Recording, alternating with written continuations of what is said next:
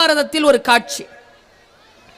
பஞ்ச பாண்டவர்கள் நிற்கிறார்கள், கிருஷ்ணன் இருக்கிறார். அஸ்வத்தாமன் தன் தகப்பன் கொலை செய்யப்பட்டதை அறிந்து கோபத்தில் நாராயணாஸ்திரத்தை எடுக்கிறான். இது காட்சி நான் சொல்லுவது. நான் ஏன் மகாபாரதத்தை சொல்றேன் தெரியுமா? அந்த மகாபாரதத்தில் சொல்லப்பட்டிருக்கக்கூடிய அந்த செய்தி என் வாழ்க்கையிலும் உங்கள் வாழ்க்கையிலும் சவால்கள் வருகின்ற பொழுது அதை தீர்த்து வைக்கக்கூடிய மருந்தாக இருக்க வேண்டும் என்பதற்காக நான் இதை சொல்கிறேன். நாராயணாஸ்திரத்தை விட்டுட்டான்.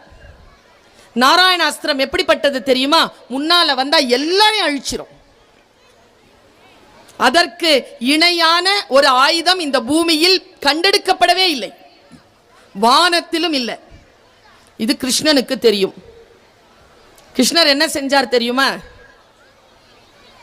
எல்லாரையும் பார்த்து, பாண்டவர் அந்த சேனையை பார்த்து சொன்னார், எல்லாருமே தரையோட தரையா படுத்துருங்கப்பான்ட்டார். எல்லாரும் தரையோட தரையா படுத்துட்டாங்க. குதிரையில இருக்கிறவங்க கீழே இறங்கி படுத்துட்டாங்க, யானையில இருந்தவங்க இறங்கிட்டாங்க, தேர்ல இருந்தவங்க இறங்கிட்டாங்க. பீமன் மட்டும் நின்றிருந்தான். பீமனையும் படுக்க சொன்ன கிருஷ்ணன் தானும் பணிந்து படுத்து விட்டான். அஸ்திரம் வந்துச்சு, எல்லாரையும் பார்த்தது. யாரும் தனக்கு எதிரில் இல்லை, எதிர்ப்பு யாரும் இல்லைன்னு உடனே திரும்பி அஸ்வத்தாமன் கிட்ட போயிடுச்சு. நான் இதில் பெற்றுக்கொண்ட ஞானம் என்ன தெரியுமா? சில எதிரிகளை நாம் வெல்ல வேண்டும் என்று சொன்னால், அதனால் அடிபடாமல் இருக்க வேண்டும் என்று சொன்னால் அதை எதிர்க்க வேண்டிய அவசியம் இல்லை. பணிந்து போனால் கூட அது பாட்டுக்கு வந்து நின்று திரும்பி போயிடும். இந்த பணிவு என்பது ராஜகுணத்தின் முதல் தகுதி. எதை அழிக்க முடியாதோ